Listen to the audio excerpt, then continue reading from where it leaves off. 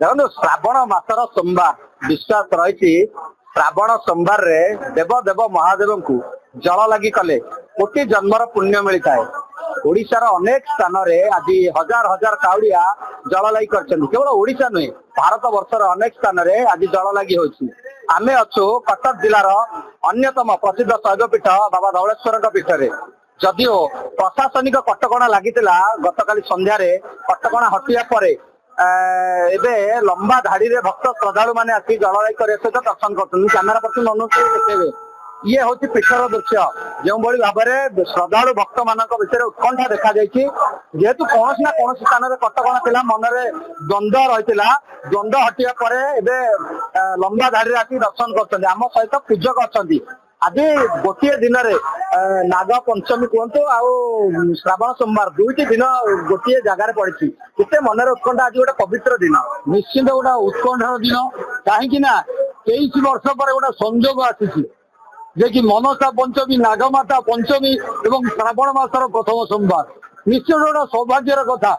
जो श्रद्धालु टे निजर मनोकामना नहीं बाबा पाखक आसता निश्चित यही दिन में दर्शन कले जल लगी गले बाबा धवलेश्वर महाप्रभु तांकर दुख शुणवे और आशीर्वाद प्रदान करेंगे।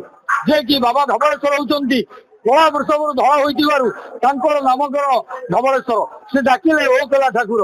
जो श्रद्धालु टे जो मानसिक नहीं आसता निश्चिंत बाबा धवलेश्वर क्या निराश कर अपुत्र को पुत्र दियंती रोगणा को रोग मुक्त करती विद्यार्थी को विद्या लाभ करती मोकदमार जययुक्त करने जो मानसिक रखिले निश्चिंत बाबा धवलेश्वर महाप्रभु तांकर आशीर्वाद प्रदान कर। आज जेहेतु श्रावण सोमवार जो श्रावण नीतिकांति केतेबेले द्वार फिटा हला केतेबेले प्रभुंकर नीतिकांति संपन्न हला जो द्वार फिटा पर केतेबेले दर्शन आरंभ होइछ। निश्चित गोटे श्रावण मास सोमवार कहीं काउड़िया भक्त मैंने आसती निजर मानसिक जलार्पण करने से धवलेश्वर पीठ चलचंचल आज भोर 25 4 घटिका समय बाबांकर जो स्नान कर सुभाषित दल बाबांकर मंगल आरती कर मंगल आरती पर बाबा को स्वल्प बेश लगी कर जो श्रद्धालु भक्त मैंने पानी ढालिया आसुँच धाड़ी बांधी ढिला होते से बाबा को समर्पण कर बेश बड़ सिंहार बेश उत्कंठार सहित अनेक अनेक श्रद्धालु था मनर द्वंद्व था प्रशासनिक कटकणा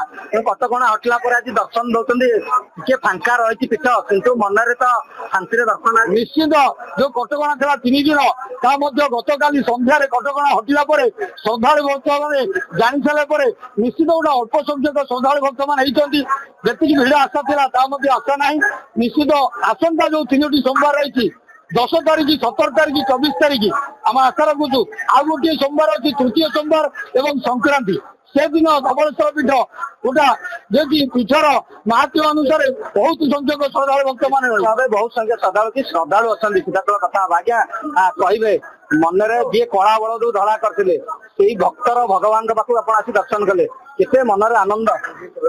मोर सौभाग्य कि बहुत वर्ष पर गोटे एमती दिन आज पानी ढाली जोटा कि पवित्र नाग पंचमी ता सहित आज श्रावण मासर प्रथम सोमवार तो यहाँ हूँ मोर सौभाग्य कि मुझे वर्ष पर यही सुजोग पाई आज धवलेश्वर बाबा पीठ में पानी ढालिया निजक बहुत धन्य मन करुँची ठाकुर विषय में कौन कह मैंने मत फिल हुए कि मैंने चलता भगवान मो करे नुहति जो प्रथम वर्ष पानी भार नहीं आसती एत जोर खरा होता है मो पाद फुटका हो जाए किंतु सेतबेले मत बहुत कष्ट लगे मुझे बाबा तुम पाखु आसी जहाँ कर मैंने एत खरा होता है सांगे सांगे वर्षा ढाला मुझे मुहूर्त फिल कली कि प्रकृत भगवान ही मो पाख पाखे अच्छा सांगे सांगे खरा और वर्षा ये जो संगमटा एत संभव नुहे नर्माल एटा केवल भगवान ही संभव करपारती बाकी मो जेजे बापा अमल ही मो बाबा धवलेश्वर को मानती मुझे 10-12 वर्ष है पानी ढालुची बंचुवा पर्यंत ही पानी ढाली बंचुवा पर्यंत आउ जड़े श्रद्धालु अच्छा केते मनरे विश्वास अच्छी धवलेश्वर को ओ कला ठाकुर भक्तर भगवान से बहुत विश्वास अच्छी भगवान हो कहले निश्चित भाव आज जड़े श्रद्धालु अच्छा आज जल लगी कले केते मनरे विश्वास कौन जी मानसिक पूर्ण इच्छा हुए जे श्रावण मासरे जी जल लगी कले मानसिक पूर्ण होता है ମୁଁ 6-7 ବର୍ଷ କାନ୍ଦ ଅଛି ଏଠି ଠାକୁରଙ୍କୁ ଜଳ ଲାଗି କରୁଛି 3 ବର୍ଷ ହେଇଗଲାଣି ଏ ବର୍ଷ ବି ମୋ ପୁଅ ପ୍ରଥମ ଥର ଝିଅ ପିଲା ଆସିଲା ମୁଁ ବି ଆସିଥିଲି ଆଉ ଲିଙ୍ଗରାଜ ଖାଉଥିଲି ଖାଉଛି ଠାକୁର ମନସ୍କାମନା ପୂର୍ଣ୍ଣ କରୁଛନ୍ତି ସମସ୍ତଙ୍କର କରୁଛନ୍ତି ଗୁଆ ନଦିଆ ବି ବସଉଛନ୍ତି ସମସ୍ତେ।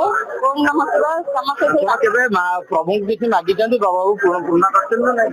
ହଁ ପ୍ରଭୁଙ୍କୁ ମାଗି ମୁଁ କେବେ ମାଗେନି, ସେ ମନ ଜାଣିକି ଦେଇ ଦିଅନ୍ତି। ମୁଁ ମାଗିନି କେବେ, ମୁଁ ପିଲାଦିନ ମୁଁ ସବୁବେଳେ ସୋମବାର ଉପାସ କରେ, କାର୍ତ୍ତିକ ସୋମବାର କରେ, ଠାକୁରଙ୍କ ଭକ୍ତ, କିନ୍ତୁ ମୁଁ କେବେ କିଛି ମାଗିନି, ଠାକୁର ମନ ଜାଣି ପ୍ରଭୁ ଆପଣ ମନ ଜାଣିକି ପୂର୍ଣ୍ଣ କଲେ? ସବୁ କିଛି ଆପଣ ଯାହା ବି କହିବେ ଆପଣ ସେ ଅନ୍ତର୍ଜ୍ଞାନୀ, ସିଏ ତ ସବୁ ମନ ଜାଣିକି ଦେବେ। କିଛି ମାଗିବନି, କିଛି କେବେ ମାଗିବନି, କେବଳ ପ୍ରଭୁଙ୍କୁ ଡାକ ଏତିକି, ପ୍ରଭୁ ଏତିକି ଦର୍ଶନ ଦିଅନ୍ତୁ, ଏତିକି ଭକ୍ତି ଭାବ ରଖନ୍ତୁ, କିଛି ମାଗିବେନି କିଛି କେବେ ବି। ଶ୍ରାବଣ ସୋମବାର ଦର୍ଶନ କଲେ କେତେ ଶାନ୍ତି? ବହୁତ ଶାନ୍ତି। 3 ଦିନ ହେଲାଣି ପ୍ରଶାସନ ଛାଡୁ ନଥିଲେ ଧବଳେଶ୍ୱରଙ୍କ ପାଖକୁ, ମାନେ କାଲିଠାରୁ ସେ ପ୍ରଭୁଙ୍କ ସମ୍ଭାକୁ ଯାଇପାରିବୁନି ପାଣି ଢାଳିବାକୁ, କଣ ପାଇଁ ବନ୍ଦ କରିଦେଲେ, କଣ ପାଇଁ ଏଇଠି ବଡ ବଡ ପାଣି ଉଠେଇବା କଥା, କିନ୍ତୁ କାଲି ରାତିରଠୁ ବନ୍ଦ ହେଇଥିଲା। ତ ପୁଣି ଆଜି ସକାଳୁ ପୁଣି ନାହିଁ, ଯେମିତି ହେଲେ ଯିବା, ଆମ ପୁଅ ଝିଅ ସମସ୍ତେ ଆସିଛନ୍ତି। ନିଶ୍ଚିତ ଭାବେ ଶୁଣୁଥିଲେ ପ୍ରଶାସନିକ କଟକଣା ଯଦିଓ ବାଧକ ଆସିଲା, କିନ୍ତୁ ପ୍ରଶାସନିକ କଟକଣା ହଟିବା ପରେ କିଛି ଶ୍ରଦ୍ଧାଳୁଙ୍କ ଆଗମନ ହୋଇଛି। ଯଦିଓ ସେଇ ସଂଖ୍ୟାରେ ଧବଳେଶ୍ୱର ପୀଠରେ ଭିଡ ନାହିଁ, ତଥାପି ଲମ୍ବା ଧାଡିରେ ଧବଳେଶ୍ୱର ପୀଠରେ କାଉଡିଆ ମାନେ ଜଳଲାଇ କରୁଛନ୍ତି, ବାବା ଧବଳେଶ୍ୱରଙ୍କୁ ଦର୍ଶନ କରୁଛନ୍ତି। ସମୟ ଯେତିକି ବଢୁଛି ଶ୍ରଦ୍ଧାଳୁ ମାନଙ୍କ ଭିତରେ ଉତ୍କଣ୍ଠା ବଢୁଛି, ସେ ଲମ୍ବା ଧାଡି ଆସି ଧବଳେଶ୍ୱର ପୀଠରେ ଦର୍ଶନ କରୁଛନ୍ତି। ସୁରକ୍ଷା ଦୃଷ୍ଟିକୋଣରୁ ଯଦି କହିବା, ଚାରିପଟେ ଯେହେତୁ ବିସ୍ତୀର୍ଣ୍ଣ ନଦୀ ରହିଛି, ନଦୀ ଗର୍ଭରେ ବାବା ଧବଳେଶ୍ୱର ମନ୍ଦିର ଅବସ୍ଥାପିତ, ସୁରକ୍ଷା ଦୃଷ୍ଟିକୋଣରୁ ଓଡ୍ରାଫ, ଅଗ୍ନିଶମ ବିଭାଗ, ପୋଲିସ ବ୍ୟାପକ ଭାବରେ ନିୟୋଜିତ ହୋଇଛନ୍ତି। ଆଠଗଡରୁ ନୀଳକଣ୍ଠ ତୋରା, OTV।